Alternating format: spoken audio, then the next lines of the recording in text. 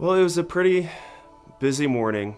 We only had about 9 or 10 officers on duty at the time. A man was calling 911 saying him and his wife were just initially in just in some sort of argument, and they're at the Veterans Building in Santa Rosa.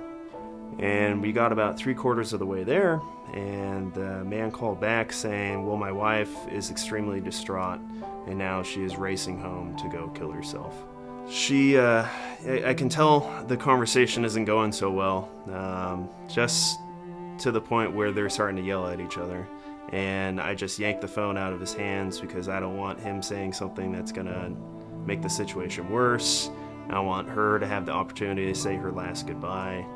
So I grabbed the phone and I started talking to her. Initially, she doesn't want to talk to me at all. She doesn't understand why I'm here. She doesn't know that I know what's going on. So I try to remain calm on the phone. I can tell she's hyperventilating. Her thoughts are really scattered, and it's really hard to get her on point about why she's feeling like this. And all of a sudden, I start hearing her hyperventilate again.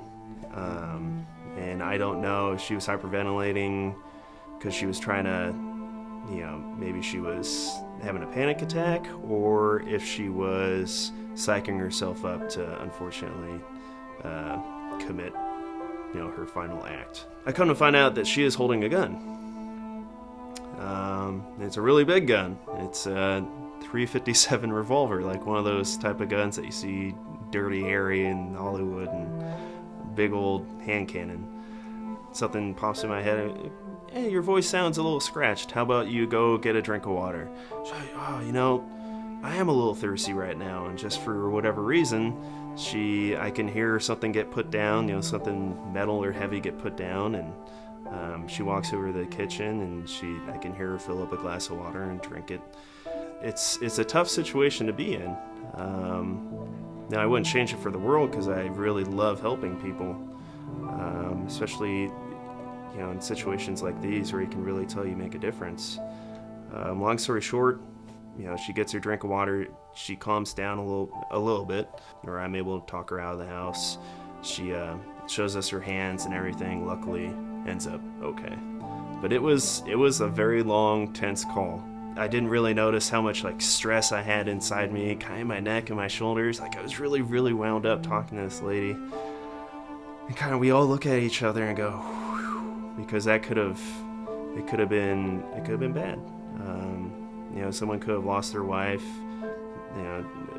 Children could have lost their mothers. It's a huge relief. Even right now, just thinking about it, I just start getting a little tensed up because it's really intense. The men and women I work with, it's always a joy coming into work.